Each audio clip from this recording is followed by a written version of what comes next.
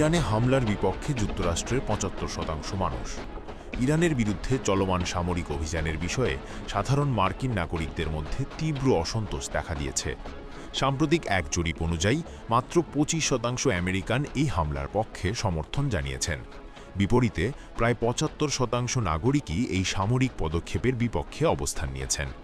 Reuters ও ইপসোসের যৌথ উদ্যোগে পরিচালিত এই জরিপে উঠে এসেছে যে অর্ধেকেরও বেশি আমেরিকান মনে করেন প্রেসিডেন্ট ডোনাল্ড ট্রাম্প সামরিক শক্তি প্রয়োগে মাত্রাতিরিক্ত আগ্রহী। জরিপে দেখা গেছে মাত্র ২৭% উত্তরদাতা ইরান ও ইসরায়েলের যৌথ এই হামলার পক্ষে মত দিয়েছেন। বিপরীতে ৪৩% এই হামলার বিপক্ষে এবং ২৯% উত্তরদাতা কোনো মত দেননি। তবে গত শনিবার ভোরে ইরানের শীর্ষ নেতাকে হত্যার মাধ্যমে শুরু হওয়া এই আকস্মিক হামলা সম্পর্কে প্রায় ৯০% আমেরিকানই অবগত আছেন। শেষ হওয়া এই জরিপ অনুযায়ী ৫৬% আমেরিকান মনে করেন ট্রাম্প মার্কিন স্বার্থ রক্ষায় সামরিক শক্তি ব্যবহারে ক্ষেত্রে অতিমাত্রায় আগ্রহী। সাম্প্রতিক মাসগুলিতে ভেনেজুয়েলা, সিরিয়া ও নাইজেরিয়াতেও হামলার নির্দেশ দিয়েছিলেন তিনি। এই ধারণার সঙ্গে ৮৭% ডেমোক্র্যাট, ২৩% রিপাবলিকান এবং ৬০% নির্দলীয় ব্যক্তি একমত পোষণ করেছেন। যদিও রিপাবলিকানদের ৫৫% এই হামলার পক্ষে, তবে তাদের ৪২%ই জানিয়েছেন মধ্যপ্রাচ্যে যদি মার্কিন সেনাদস্যুরা নিহত বা আহত হন তবে তারা এই অভিযানের সমর্থন থেকে সরে আসবেন। ইতোমধ্যেই এই অভিযানে ৪ জন মার্কিন সেনাদস্যু নিহত হয়েছেন। এছাড়া ৩টি মার্কিন যুদ্ধবিমান কুয়েতি বিমান প্রতিরক্ষা ব্যবস্থার ভুলের কারণে গুলিবিদ্ধ হয়ে বিধ্বস্ত হয়েছে। ইরানের পাল্টা ক্ষেপণাস্ত্র ও ড্রোন হামলায় ইসরায়েল সহ অঞ্চলের বিভিন্ন মার্কিন ঘাঁটি ক্ষতিগ্রস্ত হয়েছে।